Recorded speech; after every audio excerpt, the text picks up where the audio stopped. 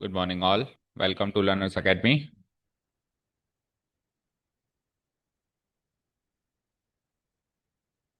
Hmm. So, yesterday we started the first chapter of our second book. Topic name was integrals. Introduction has been over. What is an integral? It is nothing but the antiderivative. It is nothing but antiderivative. Now, performing the reverse operation of differentiation will get integral in our hand. Okay? And we differentiate, we get derivative. And we integrate, we get anti derivative और we can say integrals. तो anti derivative word term भी कई बार exam में use होता है, तो confuse नहीं होना, वही सेम चीज़ है, सारी चीज़ें याद रखनी है। इंट्रोडक्शन हो गया। इंट्रोडक्शन में हमने क्या क्या कवर किया वो that all will come in the first exercise. तो क्या क्या कवर किया हमने इंट्रोडक्शन में? सबसे पहले तो हमने कुछ ऐसे फंक्शंस जो हमने डिफरेंशिएशन में याद करके आए थे कि किसका डेरिवेटिव क्या होता है, उसके उल्टे हमने इंटीग्रल्स सीखे। ठीक है, करीब करीब वही है, जैसे साइन एक्स का कॉस एक्स है तो कॉस एक्स का साइन एक्स है। ठीक है, बट अब हमने प्रोसीजर क्या सीखा कि जो फंक्शंस किसी न किसी के डेरिवेटिव्स है ना, those which are derivatives of any function, उनके तो हम इंटीग्रल्स निकाल सकते हैं, बट जो किसी के डेरिवेटिव्स नहीं हैं उनके नहीं निकाल सकते। अब क्या होंगे, जो फंक्शंस होंगे, जैसे सपोज करो फॉर एग्जाम्पल मैंने कहा इंटीग्रल कॉस एक्स, इंटीग्रल का साइन यही से आई इंटू डी एक्स, या डेरिवेटिव में डी और डिवाइडेड बाई डी एक्स होता है तो इंटीग्रल में आई और इंटू डी एक्स हो जाता है, जस्ट उल्टा प्रोसेस चल रहा है। अब मैंने कहा कि कॉस एक्स का इंटीग्रल बताओ, तो आप सोचोगे कॉस एक्स किसका डेरिवेटिव है, तो किसका डेरिवेटिव है, तो कॉस एक्स का इंटीग्रल हो जाता है साइन एक्स। अब अगर मैं कर दूं, कह दूं आपको माइनस कॉस एक्स का बताओ, तो माइनस कॉस एक्स का सोचना कोई बड़ी बात नहीं है, क्योंकि कॉस एक्स का इंटीग्रल अगर साइन एक्स है तो माइनस कॉस एक्स का इंटीग्रल माइनस साइन एक्स। तो पहली एक्सरसाइज में इस तरीके से होगा कि कुछ तो डायरेक्ट इंटीग्रल्स होंगे, मतलब मेथड ऑफ इंस्पेक्शन से सोचने होंगे, और कुछ आसपास की कुछ चीजें ऐसे लग के आएंगे। अच्छा, जब तक इसके आगे कोई कांस्टेंट लगा हुआ है, जैसे -1 लगा हुआ है, तब तक तो कोई दिक्कत नहीं है। ठीक है, कांस्टेंट के अलावा अगर वेरिएबल लगा हुआ आ जाए तब दिक्कत है। तो वेरिएबल अगर जैसे मान लो मैं यहाँ पे कह दूंगा एक्स, इसकी जगह एक्स लगा दूं, एक्स कॉस एक्स, तो अब इसका इंटीग्रल कैसे होगा, ये पहले एक्सरसाइज का पार्ट एंड पार्सल नहीं है, क्योंकि वेरिएबल जुड़ गया। इसके आगे 2 जुड़ जाए तो भी कोई दिक्कत नहीं है, 3 जुड़ जाए तो भी कोई दिक्कत नहीं है, इवन एक्स की जगह 3x हो जाए तो भी कोई दिक्कत नहीं है। एज फार एज जो फिक्स्ड डेरिवेटिव्स हैं, जिनके उल्टे इंस्पेक्शन करके अपन इंटीग्रल्स बनाएंगे, उनके आसपास कोई कांस्टेंट लगा हुआ हो, हमको कोई दिक्कत नहीं है, देखते हैं अभी कैसे करेंगे उनको हम। बट जैसे इसके आगे वेरिएबल आ जाएगा तो दिक्कत है, और फिर सेकंड एक्सरसाइज से कुछ टेक्निक सीखनी पड़ेगी उन वाले फंक्शंस को इंटीग्रेट करने के लिए। ठीक है, चलो let's go to the exercise portion then and see how it works, the method of inspection. So this is our exercise number first 7.1।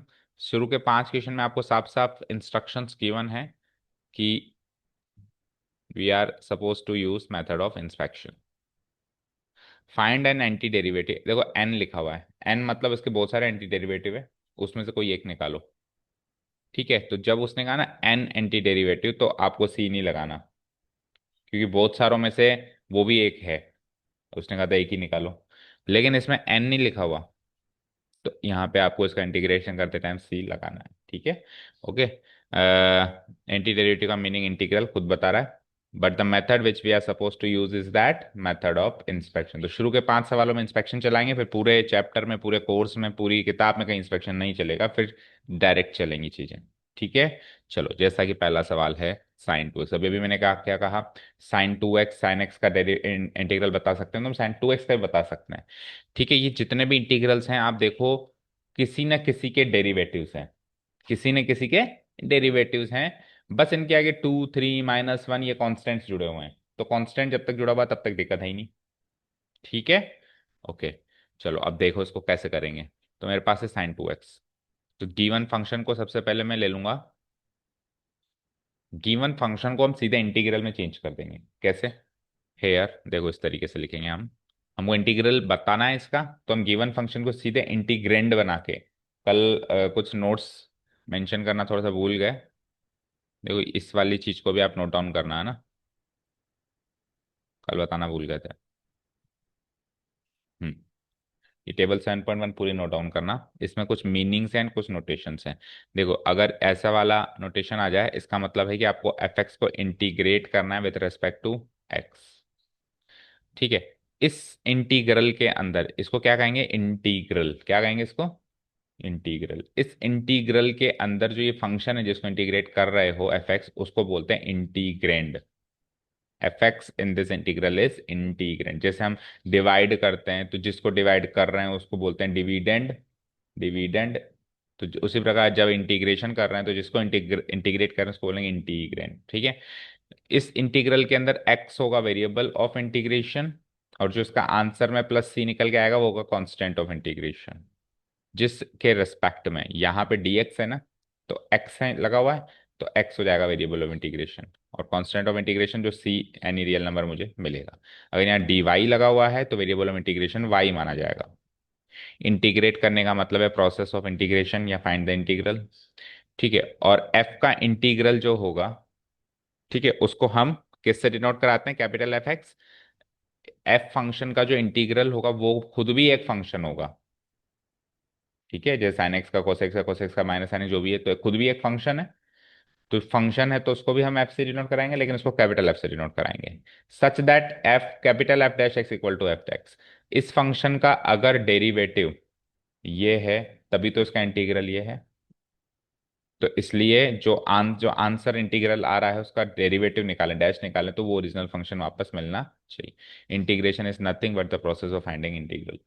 तो ये टेबल भी नोट डाउन करना आप नोट्स में before going to exercise number 1, ये कल mention करना भूल गए थे। अब आ जाओ सीधे एक्सरसाइज पे। क्या कहा मैंने, इंटीग्रैंड को, जो कुछ इंटीग्रैंड दिए हुए हैं मुझे, इनको सीधे मैं इंटीग्रल फॉर्म में लिखूंगा, कैसे, here the given integral is,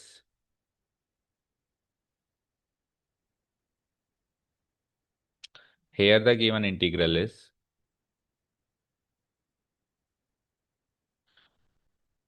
given function को we will convert to integral. कैसे इंटीग्रल में कन्वर्ट करेंगे, इस फंक्शन से पहले आई लगा के और बाद में dx लगा के। तो ये integral sine x, sign to x जो भी sign to x d x, ये हो गया मेरा गिवन इंटीग्रल। इसकी वैल्यू आपको चाहिए, और we are suppose to use the method of inspection. तो कैसे यूज करते हैं मेथड ऑफ इंस्पेक्शन, ध्यान से सुनो। हम क्या कहेंगे, साइन टू एक्स है, तो टू को तो एक बार साइड करो। मेन फंक्शन यहाँ पे कौन सा नजर आ रहा है, sine x, trigonometric function sine x. तो आप ये सोचो कि साइन एक्स किसी का डेरिवेटिव होता है क्या, ये साइन एक्स के आसपास का कोई फंक्शन किसी का डेरिवेटिव होता है क्या। तो जवाब में ये मिला कि साइन एक्स तो किसी का डेरिवेटिव नहीं होता, लेकिन minus sine x cos X का डेरिवेटिव होता है, ठीक है, ये खुद को सोचना है। तो मैं स्टार्ट करूंगा, वी नो दैट, इंस्पेक्शन में अपन चालू करेंगे कि हम जानते हैं इसका डेरिवेटिव ये होता है। वी नो दैट, क्या जानते हैं हम, कि साइन एक्स तो किसी का डेरिवेटिव नहीं होता, माइनस साइन एक्स किसका डेरिवेटिव होता है, कॉस एक्स का। तो we know that D by D x of cos X equal to minus sine X, ये तो हम जानते हैं। तो अब यहां से इस साइन एक्स, इस माइनस साइन एक्स को कुछ स्टेप्स में साइन टू एक्स बनाना है, बना दोगे। जब ये साइन टू एक्स बन जाएगा, उस जगह यहाँ पे डी बाई डी एक्स के अंदर जो भी रखा हुआ है वही इसका इंटीग्रल है। तो ये होता है मेथड ऑफ इंस्पेक्शन। अब इसको ये बनाने के लिए क्या करेंगे, वही कांस्टेंट मल्टीप्लिकेशन, जैसे अपन रेंज निकालते थे, मल्टीप्लाइंग बोथ साइड्स और इस तरीके से, ठीक है। तो ये है मेथड ऑफ इंस्पेक्शन। तो सबसे पहले तो साइन टू एक्स बनाने के लिए माइनस थोड़ा ना लगा हुआ है वहां पे, तो सबसे पहला काम तो माइनस हटाओ। तो माइनस हटेगा तो माइनस बोथ साइड मल्टीप्लाइंग में -1 कर रहा हूँ, फंक्शन इंटीग्रेंड इसमें भी, मेन फंक्शन में भी। तो हम क्या लिख देंगे, so d by D x of minus cos x हो जाएगा साइन एक्स। स्टार्ट आप उससे करो जो मेन फंक्शन आपने सीखा था पिछले चैप्टर्स में, स्टार्ट उससे करो। आपने cos x का डेरिवेटिव माइनस sin x सीखा था ना। अच्छा, आप आगे चल के ये भी कर सकते हो कि ये वाली लाइन ना लिख के सीधे ये वाली लाइन लिख दो, क्योंकि आपको मन के अंदर पता है कि cos x का डेरिवेटिव माइनस sin x होता है, लेकिन मुझे sin x बनाना है, तो मैं सीधे cos x का डेरिवेटिव से ना स्टार्ट करके माइनस cos x का डेरिवेटिव से स्टार्ट करो, ठीक है, ये भी कर सकते हो, इतना चलेगा। ओके। अब sin x के आगे क्या है, टू, sin 2x है। तो अगर माइनस cos x का डेरिवेटिव sin x है, तो माइनस कॉस 2x का डेरिवेटिव साइन 2x जैसा कुछ होगा। एग्जैक्ट होगा वो नहीं कह रहा हूं, लेकिन वैसा तो होगा। तो मैं क्या करूंगा, so d by D x of minus cos x की जगह माइनस कॉस 2x कर दिया मैंने। तो डेरिवेटिव में फर्क ये आएगा कि कॉस माइनस कॉस 2x का साइन 2x तो बनेगा, पर चेन रूल से 2x का भी बनेगा। तो 2x से 2x का डेरिवेटिव 2 होता है, तो 2 मल्टीप्लाई हो जाएगा। अब क्या डिफरेंस रहा? साइन 2x, 2 साइन 2x, तो एक कांस्टेंट का ही तो डिफरेंस रहा। कांस्टेंट से डील करना तो आता है, डिवाइडिंग बोथ साइड्स बाय 2 कर दो।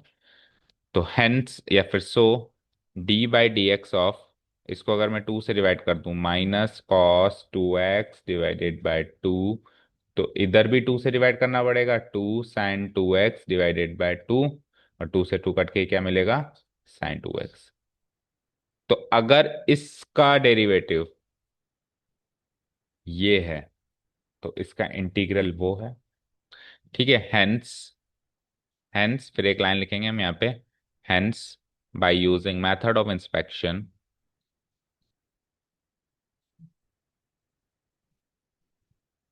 method of inspection, we have integral, integral sin 2x dx equal to, equal to answer क्या आ जाएगा? इसको थोड़ा सा और सॉर्टेड फॉर्म में लिखें तो -1/2 cos 2x, ये हो गया हमारा आंसर। ठीक है, this is called method of inspection. अब आप खुद सोच रहे हो कि, खुद सोचो कि ये कब तक चल पाएगा। ये इजी फंक्शंस में तो चल पाएगा, थोड़े कॉम्प्लिकेटेड में थोड़ा ना हम उसको उसको वो वाली शक्ल में बनाने इतना आसान थोड़ा ना होगा। जैसे सपोज करो मैंने साइन एक्स से साइन 2x ही बनाने की कोशिश करी, तो एक 2 पैदा हो गया एक्स्ट्रा। तो ये तो कांस्टेंट ही हुआ, चलो चल गया, लेकिन मान लो वेरिएबल पैदा हो जाए, उसका क्या करूंगा फिर मैं? है ना? तो आगे चल के टेक्निक्स तो सीखनी पड़ेगी। क्लियर है? कोई डाउट नहीं है यहाँ तक? चले नेक्स्ट क्वेश्चन पे। चलो अब स्पीड पकड़ो, बचे हुए क्वेश्चन वो तो देखो, आंसर की तो निकालो, आंसर भी तो मैच करो।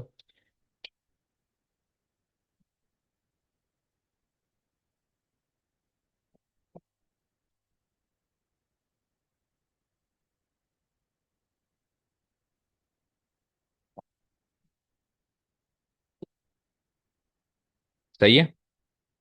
और दूसरी चीज, एक चीज और सीखी यहाँ से, जैसे अपन इक्वेशन में नहीं इधर से इधर लेके जाते हैं, एलएचएस से आरएचएस, आरएचएस से एलएचएस, तो जो भी फंक्शन अप्लाई हो रहा होता है तो उसका इन्वर्स हो जाता है। तो आप देखो ये भी एक इक्वेशन ही है।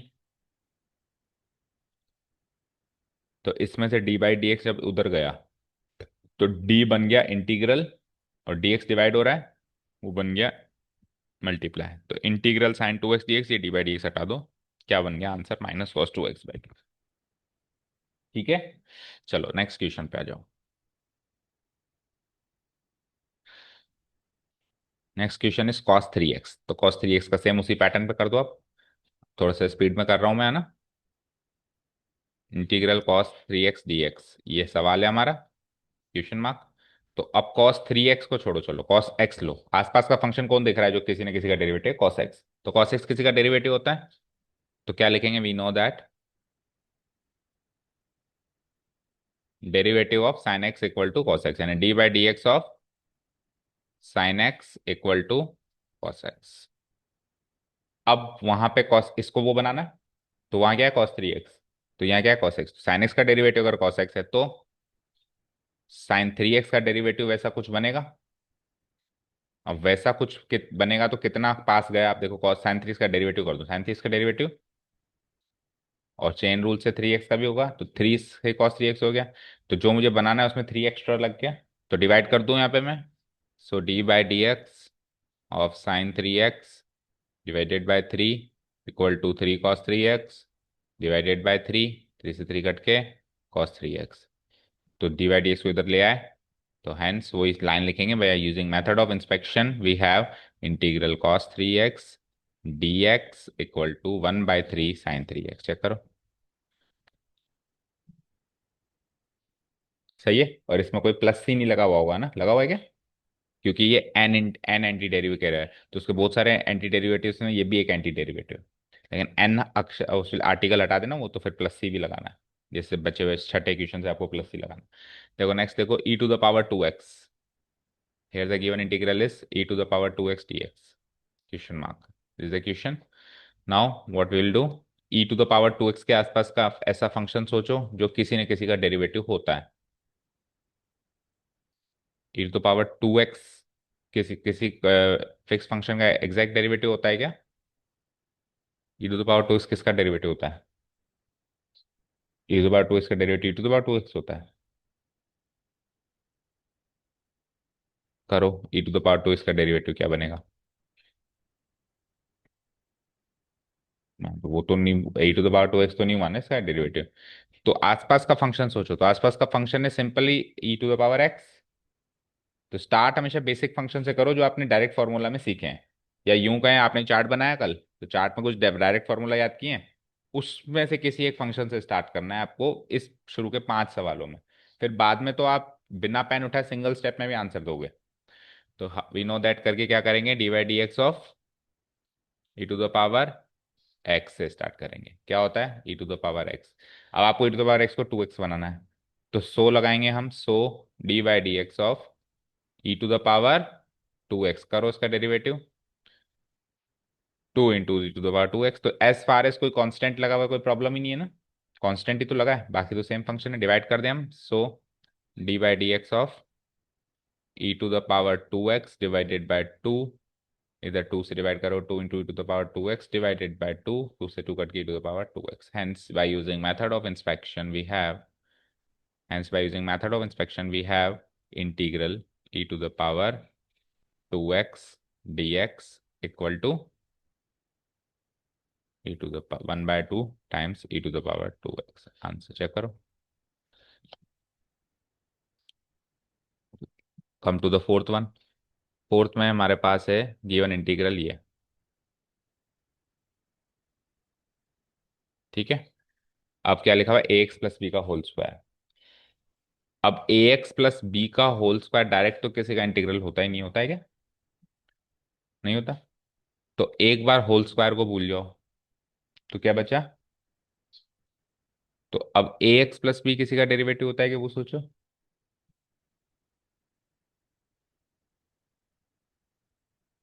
अच्छा चलो, ये सोचो, मैंने आपको कहा कि एक्स स्क्वायर का डेरिवेटिव क्या है? To x. एक्स क्यूब का क्या है? X to the power four का क्या है? तो पावर कम हो रही है, एक एक पावर कम हो रही है। तो अगर कल को मैं आपसे पूछूं कि ये चीज किसका डेरिवेटिव है, तो आप क्या कहोगे सर? और कुछ तो नहीं पता, लेकिन अगर यहाँ पावर टू है तो मेन फंक्शन में थ्री रही होगी, तो यहाँ पावर टू है तो मेन फंक्शन में क्या रही होगी? थ्री रही होगी। तो आप ये सोचो, ए एक्स प्लस बी का होल क्यूब जैसा कोई फंक्शन होगा जिसका ये डेरिवेटिव, आसपास का फंक्शन सोचो। तो हम क्या स्टार्ट कर सकते हैं इसमें, ए एक्स प्लस बी के होल क्यूब से स्टार्ट कर सकते हैं, आसपास के फंक्शन से स्टार्ट करना है। ठीक है, वी नो दैट। पर पहला फंक्शन खुद को ही सोचना पड़ेगा, स्टार्ट किससे कर रहे हैं, वो हिंट लेना पड़ेगा, टू है, अच्छा चल थ्री से स्टार्ट करते हैं, ताकि थ्री से थ्री का टू बन जाए वो। We know that D by D x of A x plus B का होल क्यूब इक्वल टू क्या होता है, थ्री नीचे आएगा, ए एक्स प्लस बी का होल स्क्वायर हो जाएगा, लेकिन चेन रूल से एक्स प्लस बी का डेरिवेटिव भी तो होगा, क्या होगा? ए। तो थ्री ए लिख दूं उसको मैं, यहाँ से स्टार्ट कर दिया मैंने। अब आप देखो, जो आपका फंक्शन है और जो गिवन फंक्शन है, थ्री ए का ही तो डिफरेंस है, और थ्री ए तो कांस्टेंट होता है। हो गया गेम ओवर, डिवाइड कर दूं। So d by D x of A x plus B का whole cube divided by three a, इस वैल्यू का, इस फंक्शन का डेरिवेटिव करेंगे तो थ्री ए से डिवाइड इधर भी करना पड़ेगा, एक्स प्लस बी का whole square divided by three है। सो थ्री ए से थ्री ए कट के आंसर आ गया वही जो मुझे चाहिए, एक्स प्लस बी का होल स्क्वायर। मैच हो गया। Hence by using method of inspection we have integral A x plus B का होल स्क्वायर इक्वल टू, क्या आंसर आया, one by three A into A x plus B का whole cube. Answer समझ आया? अब fifth question, fourth, बाकी चार question से कैसे अलग है वो सोचो। अलजेब्रा यूज हो गया, ये यूं का है, मोनोमियल मोनोमियल मोनोमियल मोनोमियल, एक तरीके से इसको भी होल स्क्वायर मान ले तो मोनोमियल। अगर इसको एक्सपैंड करें तो फिर ये ट्राइनोमियल बनेगा। बल ना करें तो मोनोमियल ही है, लेकिन यहाँ तो क्या है, ये बाइनोमियल है। तो अलजेब्रा ऑफ इंटीग्रेशन यूज करना पड़ेगा। तो जब आप इस सवाल को सॉल्व करेंगे तो आपको इसके बारे में अलग सोचना पड़ेगा, इसके बारे में अलग सोचना पड़ेगा। और अभी इन्हीं पांचों में मैं इसके बारे में भी सोच चुका हूँ, और कहाँ गया e⁻³ था, इसके बारे में भी लगभग सोच चुका हूँ। ठीक है। और फिर दोनों का अलजेब्रा यूज करना पड़ेगा। कैसे? सबसे पहले तो here the given integral is, note down कर लो as it is, here the given integral is this, और एक ब्रैकेट लगा देना, इस पे बाइनोमियल है ना, क्योंकि dx लिखेंगे तो dx दोनों से मल्टीप्लाई हो रहा है, इससे भी और इससे भी। पहले ब्रैकेट लगाने की जरूरत नहीं थी, क्योंकि पता पता था एक एक से ही हो रहा है ना, इक्वल टू क्वेश्चन मार्क। ये सवाल बन गया। अब सबसे पहले अपन sin 2x को उठाएंगे, और sin 2x को उठा के यही सारा काम कर देंगे। ये sin 2x का काम है, d/dx of cos x equal पूरा लिख देंगे। ठीक है, क्लियर। उसके बाद फिर हम क्या करेंगे, यहां तक आ जाएगा। उसके बाद फिर हम क्या करेंगे, e⁻ क्या है, 4e⁻³ है, क्या है, 4e⁻³ तो 4e⁻³ की कार्रवाई करते हैं अपन। तो उसमें आप खुद सोचो, e⁻x से स्टार्ट किया, e⁻x है, अब 2x की जगह 3x कर दूं तो इन दोनों जगह 3 आ जाएगा।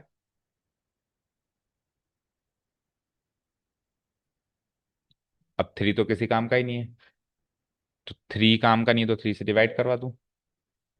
तो यहां पर ये 3 ये 3 और ये 3, हर जगह 3 आ जाएगा। 3x/3, 3, 3 से 3 कट के, और ये e⁻³ यहाँ तक भी कोई दिक्कत नहीं। बट मुझे तो e⁻³ भी कहाँ चाहिए, मुझे तो -4 चाहिए। तो -4 लगाना है तो फिर मल्टीप्लाई करना पड़ेगा। तो एक स्टेप और एक्स्ट्रा आएगी यहाँ पे, ये इसको डिलीट ही कर देता हूँ।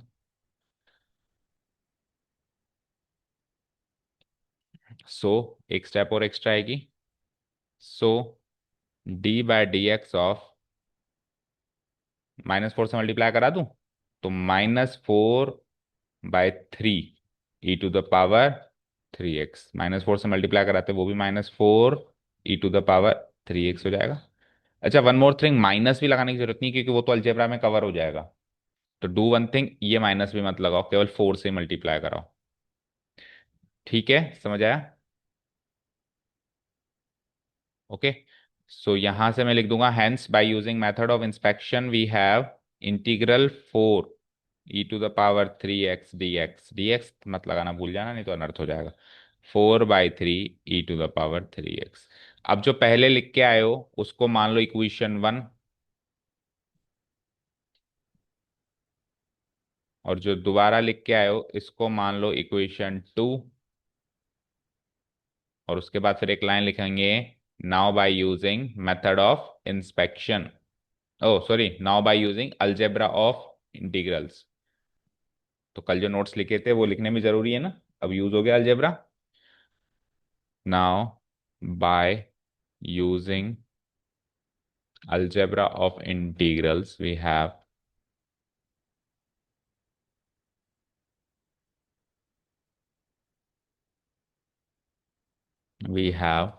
क्वेश्चन लिखेंगे हम जो भी है, integral sin 2x - 4e⁻3x dx। इसको हम सबसे पहले तो कर देंगे अलग अलग, इंटीग्रल और dx दोनों का अलग अलग कर देंगे। तो ये हो जाएगा इंटीग्रल sin 2x dx, फिर माइनस साइन है बीच में, माइनस इंटीग्रल 4e⁻3x dx। अब इसका अलग करके आए, उसका अलग करके आओ, इसका क्या करके आए तो इधर लिख दो,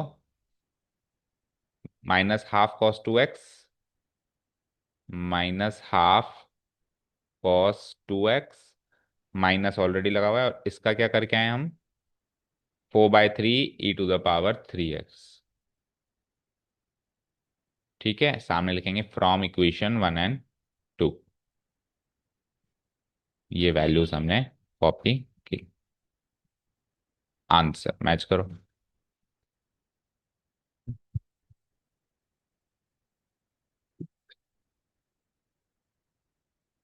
समझ आया?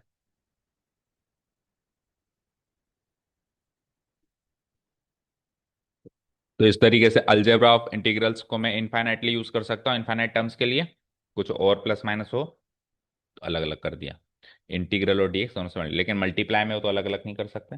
इवन आगे चल के तो जैसे अगर सपोज करो इसका कर रहे हो तो आप 4 को भी बाहर बिठा दोगे और केवल इसके बारे में सोचोगे। कांस्टेंट के को बाहर बिठा देते हैं, कल नोट्स में लिखा था। Okay done. तो यहाँ पे हमारा मेथड ऑफ इंस्पेक्शन खत्म होता है। अब इसके आगे हमने कहीं पर भी सी नहीं लगाया, तो सी लगेगा तो क्या होगा, क्योंकि सी इन 4 सवालों में तो सी लगा दोगे, है ना। लेकिन इसमें सी कैसे लगेगा, इसमें तो दो दो बार हो रहा है, तो उसमें फिर C1 C2 भी लगेंगे, तो वो सारी चीजें नीचे आई जाएंगी वैसे। उसमें क्या होगा कि सपोज करो इधर सी लगाना होता तो सी नहीं लगाता, क्योंकि ये मेन क्वेश्चन थोड़ी ना है, ये तो मेन क्वेश्चन का एक पार्ट है।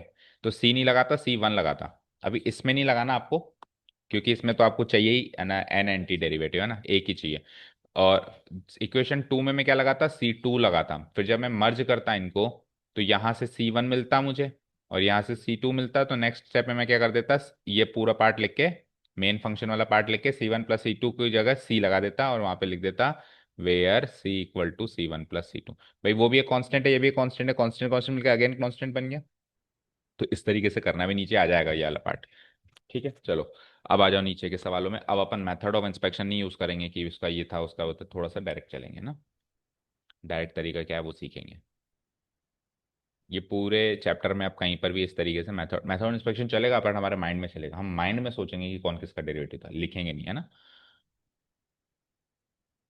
Question number 6। अब यहाँ पे बाकी क्वेश्चंस के लिए instructions are find the following integrals, तो बस ये ऑलरेडी इंटीग्रल फॉर्म में गिवन है आई और dx। तो जस्ट आपको इसका इंटीग्रल निकालना है, तो स्ट्रेट अवे अलग अलग कर दो।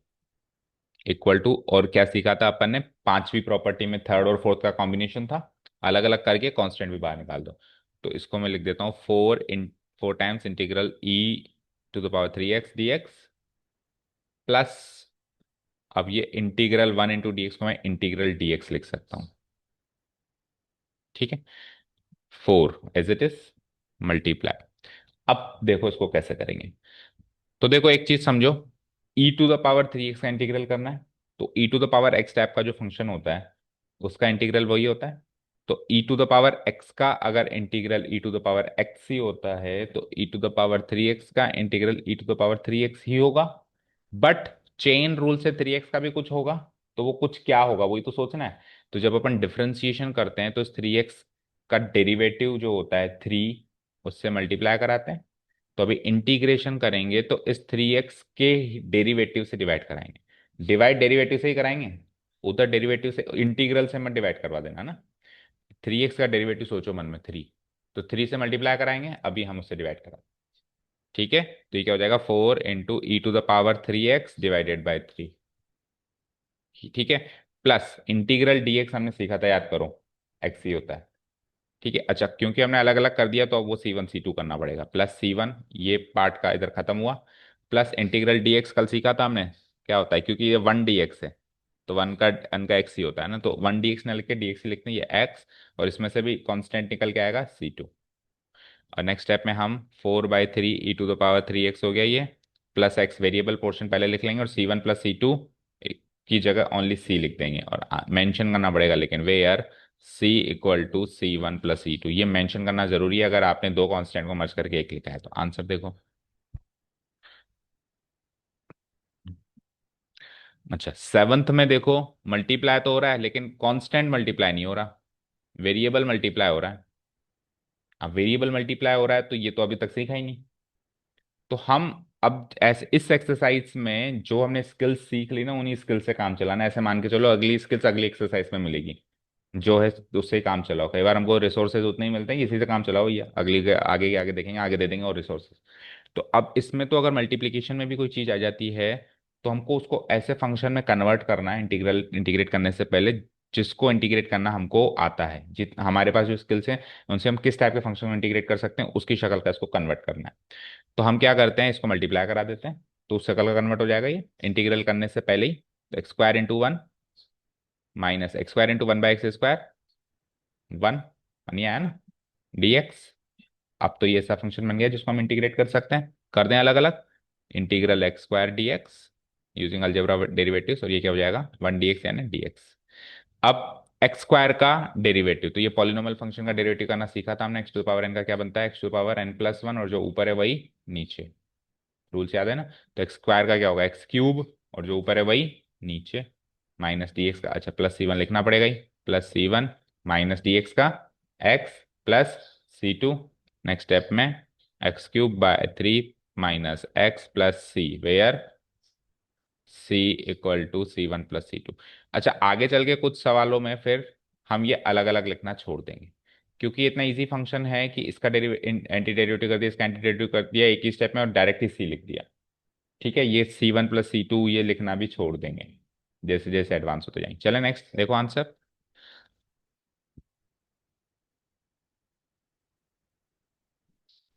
ठीक है, अब ये पूरी एक्सरसाइज यूं ही हो जाएगी बातों बातों में।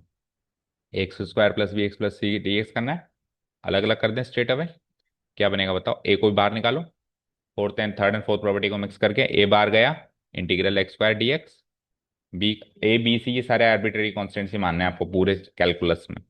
बी बाहर गया एक्स डी एक्स, और सी बाहर गया तो केवल डी एक्स, ये वन बचा ना, one into D x d x. ठीक है, तो ए एक्स स्क्वायर का भी किया था, क्या बना था x cube by three plus C one, B x का क्या बनेगा x square by two, power one है तो, और प्लस सी टू, और फिर सी डी एक्स का क्या बनेगा एक्स प्लस सी थ्री। अब क्या करेंगे, c one c two c three को मर्ज करके सी बना देंगे और थोड़ा कंपाइल कर देंगे इसको। So it will be like A by three times x cube plus B by two times x square plus, ठीक है, C x, C times x और plus capital C, A B C तो उन्होंने use किया है, capital C ये constant of integration बन गया हमारा, where C equal to C one plus C two plus C three. Okay, अब यहाँ पे इंपॉर्टेंट चीज टू रिमेंबर इज दैट कि जब ये कांस्टेंट अलग अलग दिखाई दे c one c two c three, तभी ये मर्ज होके सी बन सकते हैं। लेकिन अगर ये किसी वेरिएबल के साथ दिखाई दे जैसे सी वन टाइम्स एक्स, तो ये पूरे आंसर में सी वन टाइम्स एक्स ही रहेगा, इसमें से सी वन और एक्स अलग अलग नहीं हो सकता। अकेला कांस्टेंट ही मर्ज हो सकता है वेरिएबल के साथ कॉम्बिनेशन में, तो मर्ज जैसे ये सी एक्स है, तो कल को आप ये नहीं कह सकते कि सर इसका भी सी हटा के जब मर्जी कर रहे हो तो इसका भी हटा के इधर डाल दो, फिर तो इसका भी हटा दो, फिर तो सारे कांस्टेंट ही हटा दो। तो ऐसे नहीं हटेंगे, अकेले में ही हटेंगे, किसी के साथ वेरिएबल के कॉम्बिनेशन में तो वैसे के वैसे ही दिखाई दे। अब आ जाओ नाइन्थ वन, इसको कर दो अलग अलग, तो क्या बनेगा, टू बाहर गया integral x square d x और फिर integral e to the power x d x. तो टू एक्स स्क्वायर का बोलो plus C one e to the power x का बोलो प्लस सी टू। नेक्स्ट स्टेप में two by three x cube plus e to the power x plus c, where c one plus C equal to C one plus C two. Check करो, वो लिखनी है हर बार line. Next, अब ये root वाले questions आ गए, लेकिन देखो होल स्क्वायर है, तो सबसे पहले तो होल स्क्वायर को सॉल्व कर दिया करो। एक्सपेंडेड फॉर्म में लिखते हैं तो तीन टर्म्स बन जाती है, तो अलजेब्रा करना तो आसान है ना, मल्टीप्लाई करना मुश्किल है। ठीक है, तो होल स्क्वायर कर दूं उसका मैं, स्टार्ट करने से पहले root x a minus b का होल स्क्वायर वाली आइडेंटिटी लगी, रूट एक्स का square x, one by root x का square one by x, minus two a भी करेंगे तो माइनस टू इंटू दिस करेंगे तो कट जाएगा, तो माइनस टू ही रह जाएगा केवल, minus two into D x.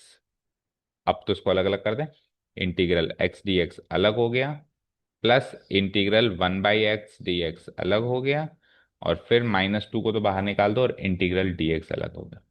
Integral x बताओ plus C one, integral one by x d x बताओ लॉग एक्स। इसको वैसे नहीं करना जैसे अपन करते हैं भाई, वन बाई एक्स को इसको अलग ऐसे कर दिया कि इसको मान लिया एक्स की power minus one D x, और फिर हमने इसको ऐसे कर दिया एक्स की power minus one plus one और नीचे माइनस वन प्लस वन, तो ये जाएगा एक्स की पावर जीरो बाई जीरो। तो केवल और केवल एक्स की पावर माइनस वन को पॉलिनोमियल वाले रूल से नहीं चलाना, बाकी सबको पॉलिनोमियल वाले रूल से चलाना है, माइनस टू हो माइनस थ्री हो माइनस फाइव सबको पॉलिनोमियल रूल से चलाना है। इसका सीधे याद रखना है, ये तो गलत हो जाएगा, इसके क्या हो जाएगा लॉग मॉडुलस, मॉडुलस भी लगाना है हमेशा, log modulus x minus two, अच्छा प्लस सी टू लगाओ पहले, प्लस सी टू और फिर माइनस टू डी एक्स का एक्स सी थ्री।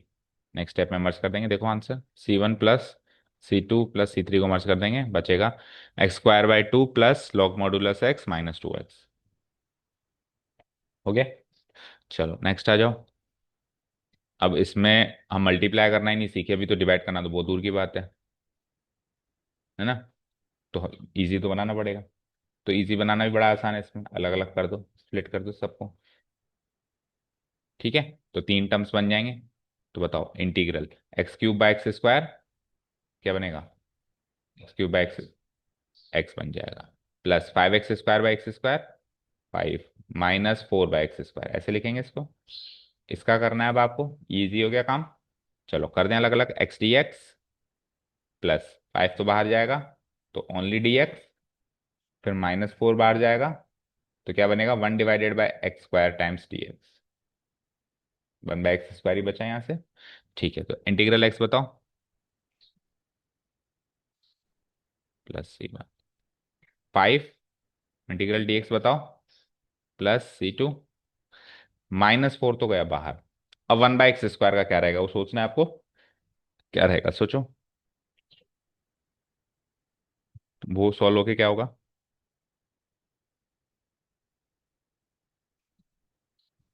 -1/x।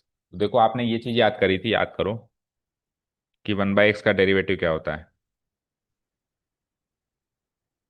तो -1/x² का इंटीग्रल क्या होगा, तो 1/x² का इंटीग्रल क्या होगा, 1/x² है ना यहाँ पे, तो क्या हो जाएगा ये -1/। तो ये छोटी मोटी चीजें बाई इंस्पेक्शन ही माइंड में रहनी चाहिए। अच्छा इसका ये था, इसका ये हो गया, +C2 और C3, फाइनली इनको कंपाइल कर दो, x² / 2 प्लस 5x, वेरिएबल को एक साथ लिख दिया, माइनस माइनस प्लस हो गया अभी, 4/x plus C, where C = C1 + C2 + C3।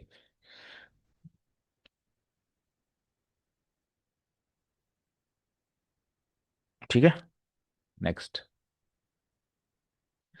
अब √x से डिवाइड कर दो, इसमें क्या फर्क पड़ता है। तो √x से डिवाइड करना कोई बड़ी बात नहीं है, ऊपर पावर 3x, √x का मतलब क्या होता है हाफ, तो 3 में से हाफ गई तो 2.5 को क्या बोलते हैं, प्लस 3 को बाहर, अच्छा dx भी लिखो, अच्छा एक बार पहले वैसे कर लेते हैं, 3 x⁻1 है, तो √x हो गया, या हाफ लिख दो। ठीक है, फिर +4/√x, या √x को अपन ऐसे भी लिख सकते हैं, x⁻−1/2 नीचे है ना, √x⁻1/2 होती है, लेकिन वो डिनोमिनेटर में तो माइनस हो गई, dx। अब कर दो अलग अलग, तो इंटीग्रल x⁻5/2 टाइम्स dx, 3 बाहर गया, इंटीग्रल x⁻½ dx, 4 बाहर गया, इंटीग्रल x⁻−½ dx। हो गए तीनों अलग अलग। चलो x⁻5/2 का करना है, तो पॉलिनोमियल फंक्शन रूल अप्लाई करो, केवल और केवल x⁻−1 पे नहीं करना, बाकी सब पे करना है। तो x⁻5/2, 5/2 + 1 करेंगे, कितना होता है 5/2 + 1, 7/2 डिवाइडेड बाय 7/2, +3 तो बाहर रहेगा ही रहेगा, इंटू, हाँ C1 + C1। वो वैसे आप कुछ इक्वेशंस के बाद, चलो इस एक्सरसाइज में अपन कर रहे हैं अलग अलग, अगले एक्सरसाइज से फिर अपन सीधे एक सी लगाएंगे, बार बार नहीं लिखेंगे है ना। 3 × x⁻½ का क्या करेंगे, 3/2 नीचे भी, 3/2 प्लस C2 +4 इंटू, -½ में +1 जोड़ो, हाफ, ऊपर भी नीचे भी, +C3। अब कंपाइल करना शुरू करो, तो 7/2 बिकम्स 2/7, x⁻7/2, और ये देखो 3 से 3 गया, 2 ऊपर आया, तो 2x⁻3/2, और ये 2 ऊपर गया, 4 × 2 = 8 हो गया, तो 8, x⁻½ को √x भी लिख सकते हो या x⁻½ भी लिख सकते हो, plus C, where C = C1 + C2 + C3। Match करो, आंसर मैच करो पहले, इसी फॉर्म में है या नहीं है, इसी फॉर्म में। अब यहां से कुछ थोड़ी सी मोरल ऑफ द स्टोरी लेनी है, हालांकि पिछले क्वेश्चन से भी ली एक, क्या ली पिछले क्वेश्चन से, कि 1/x² का इंटीग्रल -1/x होता है, या फिर -1/x² का इंटीग्रल +1/x होता है, माइनस का प्लस, प्लस का माइनस। ठीक है,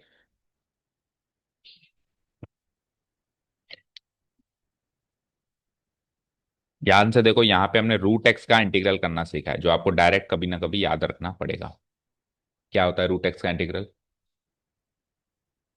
क्या? रूट एक्स कहाँ दिख रहा है आपको? ये तो 1/√x। रूट एक्स कहाँ दिख रहा है? ये है रूट एक्स। इसका इंटीग्रल क्या याद किया? तो सॉल्व करके बताओ क्या बनेगा।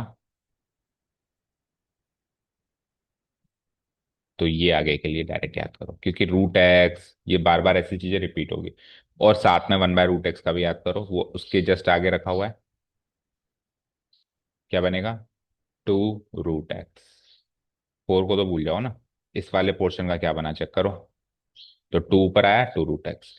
तो ये जो चीजें हैं, moral of the story direct याद रखो। चाहो तो इनको अपनी उस लिस्ट में ऐड ऑन करते जाना, उस लिस्ट के आगे कम से कम भी नहीं तो 1 से 1.5 पेज या 2 पेज छोड़ देना, क्योंकि आगे आने वाली जो टेक्निक्स हैं उसमें भी कुछ डायरेक्ट फॉर्मूला है, वो भी उसमें ऐड ऑन करते जाना। ताकि जब भी चैप्टर रिवीजन करें तो वो बस वो 2-3 पन्नों के फॉर्मूले रिवाइज करने पड़े बाकी। क्योंकि प्रोसीजर तो याद रहता है, वो याद नहीं रहता।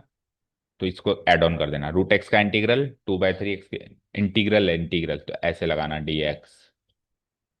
क्योंकि अगर सीधे इंटीग्रल नहीं लगाए तो कहीं ये से याद रह जाए कि इसका डेरिवेटिव है। उल्टा नहीं याद रखना, ठीक है।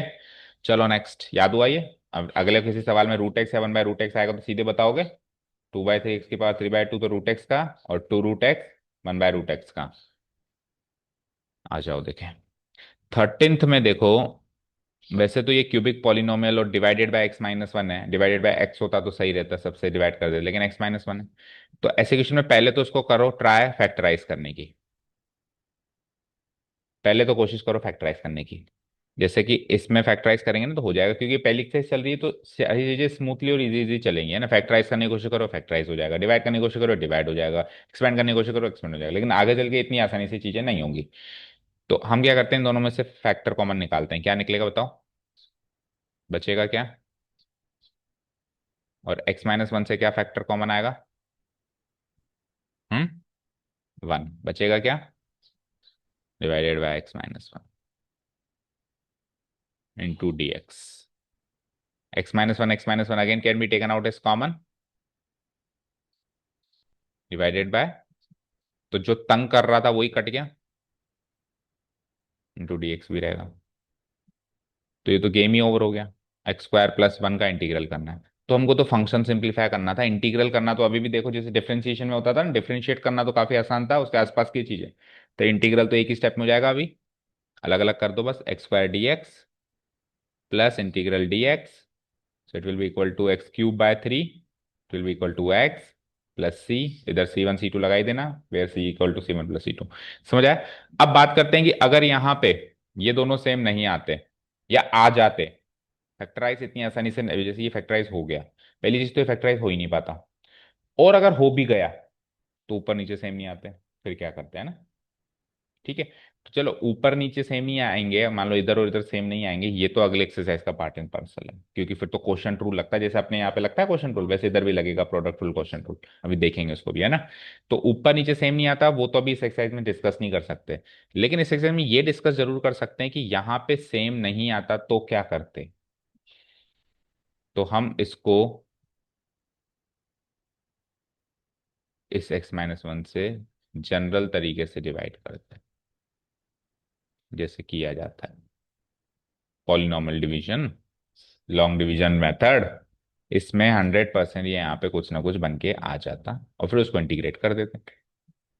मजा आया? ठीक है। सीखा था ना 9th 10th में लॉन्ग डिवीजन मेथड, वही सब करना पड़ता। लेकिन लकीली ये फैक्टराइज हो गया, तो पहला अटेम्प्ट करो फैक्टराइज करने का, और कुछ काटने पीटने का नहीं हो तो फिर ये करना है। ठीक है। आओ। 14th one. 1 - x और बाहर है रूट x, तो प्रोडक्ट तो हमारे बस की बात ही नहीं है अभी। रूट x प्रोडक्ट में आ रहा है, ये तो बस की बात ही नहीं है। तो क्या करें, मल्टीप्लाई करा दें।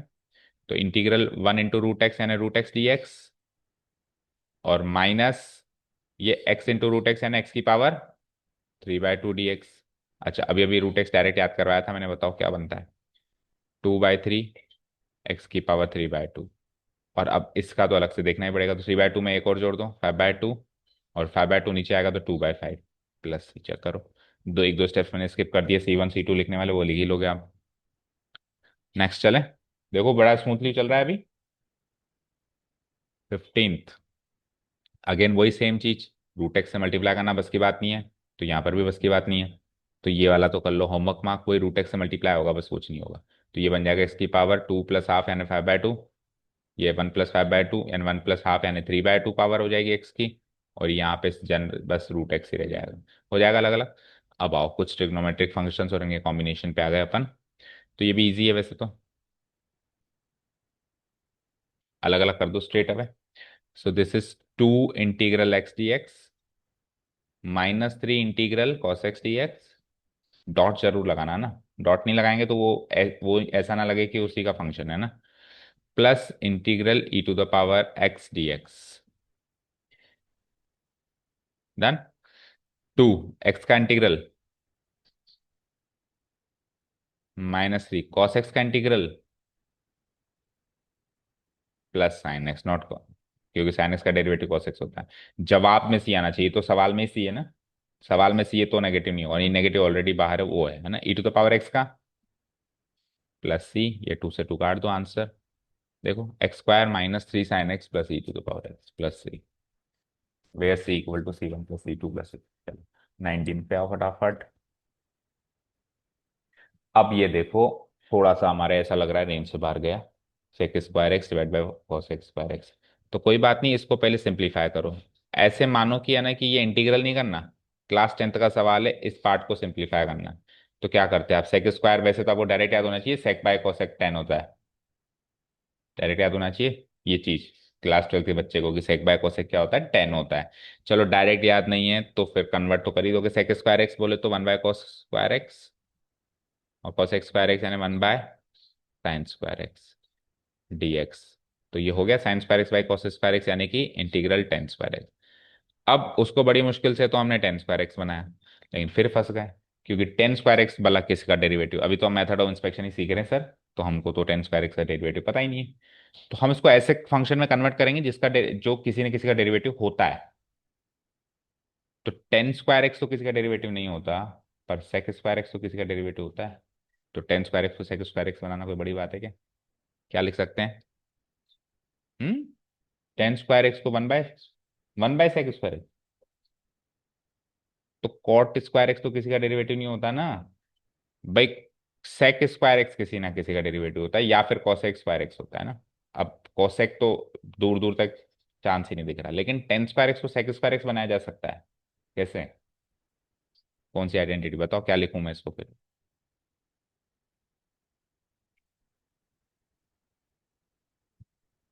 रूट क्यों लगा रहे हो जब इधर भी स्क्वायर इधर भी स्क्वायर है? वो तो अगर इधर स्क्वायर नहीं होता तो फिर रूट लगता। जब स्क्वायर है तो फिर स्क्वायर में आंसर आ जाएगा ना। बताओ। sec²x - 1। तो ये पुरानी स्किल्स सब लगानी है भाई, कुछ भूलना हम अफोर्ड नहीं कर सकते, कुछ भी मतलब कुछ भी नहीं भूल सकते हम। तो tan²x = sec²x - 1 होता है। अब tan²x तो किसी का डेरिवेटिव नहीं होता, लेकिन sec²x तो होता है। ऐसे कन्वर्शन करना पड़ेगा। ठीक है। कल को मान लो यहाँ पे cot²x tan²x sec²x का, और cot²x किसका, cosec x का है ना। तो अगर मान लो cot² x की जगह cosec आ जाए, क्या कह रहा हूं मैं? नहीं। हाँ। तो cot तो किसी का नहीं होता, तो cot² को मैं cosec² में चेंज करता हूँ, cosec² तो होता है ना फिर, वही आइडेंटिटी यूज करके। ठीक है। तो अब sec²x इसको अलग अलग कर दो। बची हुई चीज तो वैसे भी कांस्टेंट और ऐसी इजी चीज ही बन के आएगी, integral sec²x dx -integral dx। तो sec²x किसका होता है बताओ, सीधे सीधे तो मेथड ऑफ इंस्पेक्शन से, tan x का +c1, और माइनस है बीच में। अच्छा वन मोर थिंग, देखो यहाँ माइनस है ना, तो c1 भी -c2 भी, अब -2c2 बनेगा। ये चीज का भी ध्यान रखना, अगर c1 c2 अलग अलग कर रहे हो तो, नहीं कर रहे हो एक बार में लिख रहे हो तो बात अलग है। बट यहाँ माइनस है, तो आप माइनस लगाओगे, इंटीग्रल dx का x लिखोगे तो -c2 लगाओगे फिर, क्योंकि एक तरीके से इसका डेरिवेटिव x + c2 है, और इसके आगे माइनस लगा हुआ है, तो -x -c2 बनेगा। नेक्स्ट स्टेप में हम क्या करेंगे, tan x प्लस नहीं -x, और फिर +c जब लगाएंगे ना, तो फिर अब अपन क्या लिखेंगे, वेयर c = c1 - c2। वो तो कांस्टेंट में से कांस्टेंट घटा के भी कांस्टेंट ही मिलेगा, बट ये प्लस माइनस साइन का भी ध्यान रखना है। देखो आंसर।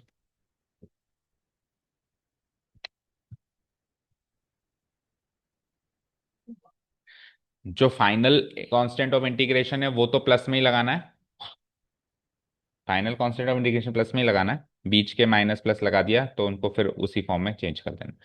देखो 20th इस सेशन का जो लास्ट क्वेश्चन है, कॉस स्क्वायर एक्स से डिवाइड करा दो स्ट्रेट अवे। ठीक है, तो 2/cos स्क्वायर एक्स यानी कि 2 sec square x -3 as it is sine x by cos square x. तो sine x by cos x अलग करो, क्या बनता है 10x, और बचा क्या 1/cos एक्स, क्या बनता है sec एक्स। डिवाइड कराते ही हो गया काम, ब्रैकेट लगाओ, इंटीग्रल लगाओ dx। अब कर दो अलग अलग, अब ये ऑलरेडी उसी फॉर्म में है जो डायरेक्ट आपने याद किया था। 2 को बाहर निकाल दो, integral sec square x dx। 3 - 3 को बाहर निकालो, और 10x sec x होता है, या sec x 10x लिख दो इसको। sec x 10x होता है ना किसी का डेरिवेटिव, dx। चलो बताओ sec स्क्वायर एक्स तो किसका होता है, अभी अभी देखा था अपन ने, 10 स्क्वायर एक्स का। sec स्क्वायर एक्स किसका डेरिवेटिव होता है, अरे sec स्क्वायर एक्स 10x का डेरिवेटिव होता है, 10 स्क्वायर मत कर देना, इंटीग्रल में पावर का ध्यान रखना। ठीक है, 10x का होगा, ठीक है। आ जाओ -3। अब sec x 10x किसका होता है, sec x का होता है। sec x का डेरिवेटिव वो होता है, तो उसका एंटी डेरिवेटिव ये होगा। ठीक है, और फिर +c1 इधर, और -c2 इधर, और मर्ज करके 2 10x -3 sec x +c, where c1 - c2। ठीक है, चलो ये देख लो फटाफट से एमसीक्यूज जो हैं। √x + 1/√x है, तो इजी फॉर्म में सोचो उसको, √x का मतलब, और √x को तो वैसे डायरेक्ट याद भी किया है आपने, क्या, तो 2/3 x⁻³ देखो दो ऑप्शंस में दिख रहा है मुझे, और फिर 1/√x का भी याद किया है आपने अभी अभी, दोनों का याद ही कर लिया, तो 2√x यानी कि ये 2√x यही है ना, ये तो 1/2 x² हो गया, तो option C is the right answer, check करो। ठीक है, ये आ जाओ। अब इसकी लैंग्वेज ही थोड़ी सी ऐसी, अच्छा अब सारे क्वेश्चंस में, अब तक अपन इनडेफिनेट इंटीग्रल निकाल रहे थे, लेकिन 22nd में डेफिनेट इंटीग्रल पूछ रहा है वो, देखो कहीं पर भी सी लगा हुआ है क्या, सी नहीं रहा है। तो पहली एक्सरसाइज में केवल एक ही सवाल है डेफिनेट इंटीग्रल का, अब फिर पांचों सातों एक्सरसाइज में कोई डेफिनेट इंटीग्रेशन की बात नहीं होगी, सीधे डेफिनेट इंटीग्रल वाले पोर्शन में इसकी बात होगी, पर एक भाई पहली एक्सरसाइज में सारा इंट्रोडक्शन हो जाए। ठीक है, तो देखो ये क्या कह रहा है, d/dx ऑफ, ध्यान से पढ़ना सवाल, f(x) = ये है, तो आपको f(x) निकालना है पहली चीज तो। अब f(x) निकालने के लिए इसमें से f(x) को आइसोलेट करेंगे, तो किसको उधर भेजोगे, d/dx को उधर भेजोगे, तो d/dx इधर आके क्या बन जाएगा, इंटीग्रल बन जाएगा। तो f(x) की वैल्यू क्या आ जाएगी, integral of 4x³ -3 / x⁴ dx multiply से डिवाइड, डिवाइड से मल्टीप्लाई में हो गया, और d इधर आके इंटीग्रल हो गया। अभी सीधे सीधे कह देता कि ये निकालो, मतलब ये निकालो, बट ये ना कह के उसने थोड़ा घुमा फिरा के कहा। ठीक है, f(x) निकालो, दैट मीन्स ये निकालो, f(x) एक्चुअली इसका इंटीग्रल, भाई इसका इंटीग्रल भी एक फंक्शन होगा ना, तो वो फंक्शन ये है। ठीक है, क्लियर है। अब ये निकालना है आपको, तो निकालो, 4 टाइम्स इंटीग्रल x³ dx हो जाएगा ये, -3 टाइम्स 1/x⁴ को इजी फॉर्म में लिख दूं तो x⁻⁻4 dx हो जाएगा, क्योंकि जब अपन इस फॉर्म में लिखते हैं तभी अपन प्लस पावर्स वगैरह जोड़ पाते हैं। ये क्या हो जाएगा, x³ का डिवाइड बाय 4 भी होगा, 4 तो ऑलरेडी था बाहर, -3, -4 में +1 करो, डिवाइडेड बाय -3। ठीक है, +c1 c2 करके रहा के फाइनली c भी मिलेगा आपको, वो सब करना ही है, c1 लिखा c2 लिखा वो सब कर दिया एक बार के लिए। 4 से 4 गया, और ये -3 से -3 भी गया, तो +1 बचा यार में, है ना, +1 × x⁻³ बचा, तो x⁴ और +x⁻³ यानी कि +1/x³, -3 का मतलब ये हो गया, ठीक है, +c। अब ये आंसर आना चाहिए था वैसे तो, बट उसने c कहीं पर भी ऑप्शन में नहीं है, उस मतलब आर्बिट्रेरी कांस्टेंट ऑप्शन में नहीं है, फिक्स्ड कांस्टेंट ऑप्शन में। दैट मीन्स वो एक हिंट है कि आपको इंडेफिनेट इंटीग्रल नहीं चाहिए, आपको डेफिनेट इंटीग्रल चाहिए। तो क्या आप सिखाया था कल नोट्स में कि अगर डेफिनेट इंटीग्रल पूछ रहा है तो एक्स्ट्रा इंफॉर्मेशन देगा, दे दी। ये नहीं दे तो आप डेफिनेट इंटीग्रल निकाल नहीं सकते। जैसे ऊपर वाले सवालों में एक में भी एक्स्ट्रा इन्फॉर्मेशन नहीं है तो आप सी को सी ही लिखोगे। तो ये चीज जो है, अभी ये सी सहित है, ये चीज इसको सी रहित बना देगी। कैसे बनाएगी? ये किसकी वैल्यू है? एफ एक्स की। तो एफ ऑफ टू निकालो और इसको जीरो से इक्वेट कर दो तो सी सॉल्व हो जाएगा। तो एफ ऑफ टू निकालता हूं मैं, f of two equal to, तो एक्स की पावर फोर यानी टू की power four, plus one by x cube यानी वन बाय टू क्यूब, ठीक है, प्लस सी। और ये एफ ऑफ टू की वैल्यू क्या आ रही है? जीरो। तो टू की पावर फोर क्या होता है? 16 plus one by eight plus C equal to zero. 16 plus one by eight करेंगे, 16 एट या 128 होता है, 128 प्लस वन 129, तो 129/8 हो गया ये। तो यहां से इंप्लाई सी की वैल्यू क्या आ गई? -129/8। इस सी की वैल्यू को मैं वापस उसमें पुटअप कर दूंगा, जो सी की वैल्यू आ गई तो पुटअप करेंगे ना, तो आंसर क्या आ जाएगा? X to the power four plus one by x cube minus 129/8। Answer option number A. अब जब आप डेफिनेट इंटीग्रल निकाल रहे हो तो आप जबरदस्ती माइनस को प्लस नहीं कर सकते। इनडेफिनेट में तो सी का माइनस सी को सी लिख देते हो, नेक्स्ट स्टेप में चल where C equal to minus c भी लिख सकते हैं। लेकिन जब फिक्स कांस्टेंट ही आ गया तो माइनस में आया तो माइनस में, प्लस में आया तो प्लस में। ऐसे नहीं कि कांस्टेंट को प्लस में लिखा जाता है तो अगले स्टेप में इसको प्लस कर दिया। ठीक है, ऑप्शन नंबर ए आंसर है, चेक करो, मैच हो गया। अब अभी इस डेफिनेट इंटीग्रेशन के ये प्रोसेस को कि हमने ये निकाला पुट किया है, हमने थोड़ा रफली किया। जब डेफिनेट इंटीग्रेशन का एक्चुअल प्रोसेस आएगा तो फिर इक्वेशंस बनानी पड़ेगी, है ना। इसको लेना पड़ेगा इक्वेशन वन, इसको equation two, putting the value of C from equation one to equation two, ये सारे काम हम जब आएंगे एक्चुअल ये वो तब करेंगे। ठीक है, हो गया। तो पहली exercise was a method of inspection exercise. अब कल से हमारी मेथड्स ऑफ इंटीग्रेशन यानी एक्चुअल टेक्निक शुरू हो रही है, और डिफिकल्टी लेवल कल से स्टार्ट हो रहा है। ठीक है, चलो जाओ। Thank you so much for listening to us, nice day, keep learning and